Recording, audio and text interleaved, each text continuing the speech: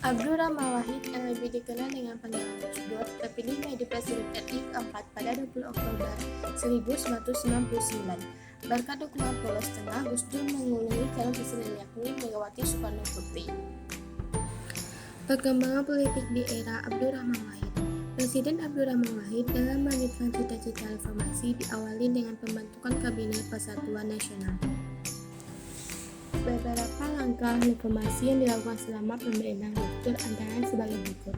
Yang pertama, pemerintahan Abdurrahman Wahid membubarkan dua departemen, yakni Departemen Penyadapan dan Departemen Sosial, dan diganti dengan pembentukan Departemen Eksplorasi Laut melalui keputusan Presiden Nomor 365 Tahun 1999 tanggal 26 Oktober 1999.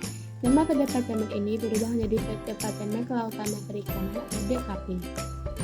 Kebijakan yang kedua yaitu pada masa pemerintahan Abdurrahman Wahid, MPR melakukan amandemen terhadap Undang-Undang Dasar 1945 pada tanggal 18 Agustus 2000. Amandemen tersebut berkaitan dengan susunan pemerintah negara Kesatuan Republik Indonesia yang terdiri atas pemerintah pusat, provinsi, kabupaten, dan kota.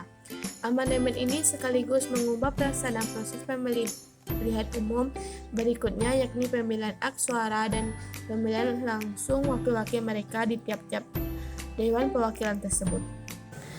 Yang ketiga, upaya reformasi di bidang hukum dan pemerintahan dilakukan dengan pemisahan TNI dan Polri, sehingga TNI dapat memfokuskan diri dalam menjaga kedaulatan wilayah Republik Indonesia dari ancaman kekuatan asing. Sementara Polri dapat lebih berkonsentrasi dalam menjaga keamanan dan ketertiban. 4. Berbagai kasus KKN tersebut kembali dibuka pada tanggal 6 Desember 1999 dan terfokus pada apa yang telah dilakukan oleh mantan Presiden Soekarno dan keluarganya. Namun dengan alasan kesehatan, proses hukum tersebut Soekarno belum dapat dilanjutkan. Kejaksaan Agung menetapkan mantan Presiden Soekarno menjadi tahanan kota dan dilarang berpergian luar negeri pada tanggal 3 Agustus 2020. Soekarno ditetapkan sebagai terdakwa terkait beberapa yayasan yang dipimpinnya. Dan yang terakhir, pencapaian lain pemerintahan Abdurrahman Wahid adalah pemulihan hak minoritas keturunan Tionghoa untuk menjalankan keyakinan mereka yang beragama Konghucu melalui keputusan Presiden Nomor 6 Tahun 2000 mengenai pemulihan hak sipil penganut agama Konghucu.